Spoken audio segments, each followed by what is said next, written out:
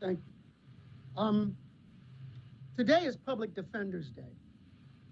It was established in 1963 as a result of a case in Florida, Gideon versus Wainwright, where an individual accused of a crime uh, asked for a competent lawyer, was not given it, and wound up getting 5 years as a result. That court case went all the way to the Supreme Court, where it was cited that the Sixth Amendment of the Constitution guarantees people, and particularly people that have no financial means, to be represented in the court of law. In this Public Defenders Day, I'd like to note for the record that the Philadelphia Defenders Association was established in 1934, 30 years before that court case, by some Philadelphia attorneys that futuristically saw that this Sixth Amendment needed to be upheld. I want to further go on and say that since that time, they have represented individuals from the beginning of their life to adulthood in various capacities, whether they are advocates for them dealing with custody cases, DHS cases, where they serve as an advocate for young people, or public defenders on the other side of adulthood, where they need representation in our courts. I want to just say for this year, just this year alone, they've represented 54,000 cases in the city of Philadelphia. And like my colleagues have stepped up to the plate to talk about Women's History Month, I want to recognize Keir Bradford Gray, who is the chief defender, who does an awesome job in that capacity. So much so that she is now taking her talents elsewhere. I regret to inform all of my colleagues.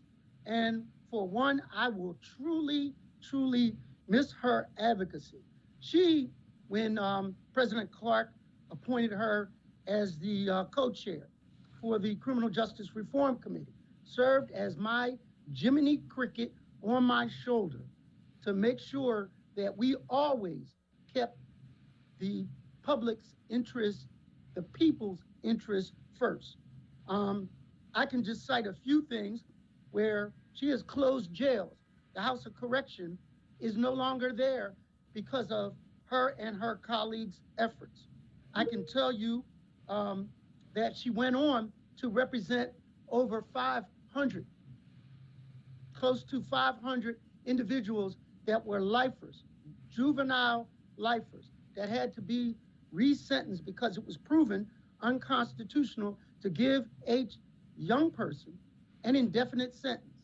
She had to go back and open up old cases to do that.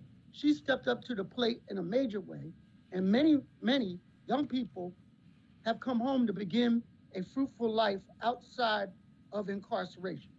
I wouldn't have known any of this but for Councilman Greenlee and Councilman Green, who we spent the day over in the Defender's office really, truly taking a deeper dive into what they do. I will tell you, I can't speak for Councilman Green, but I was shocked to know the depth to which this organization, nonprofit organization, does its job. I want to go on a little bit and just say that she will be sorely missed. I don't say that about everybody. Sometimes I just vote aye politely, but this is someone that we hope and pray that she will stay close to Philadelphia and close to the progressive wing of jurisprudence.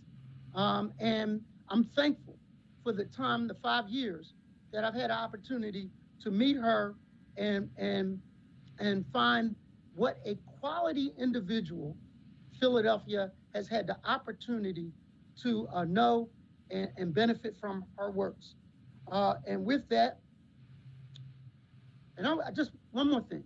We've had good directors of that program, whether we talk about um, Ellen Greenlee, whether we talk about Ben Lerner, or whether we talk about um, uh, Director Pollock. But she has separated herself to change that organization forever. And I'm thankful. With that, I enthusiastically move for the adoption of this resolution, this important, to quote Member Bass, resolution. Second. Second, this is moved in enthusiastically second. All in favor of said resolution, say aye. Aye.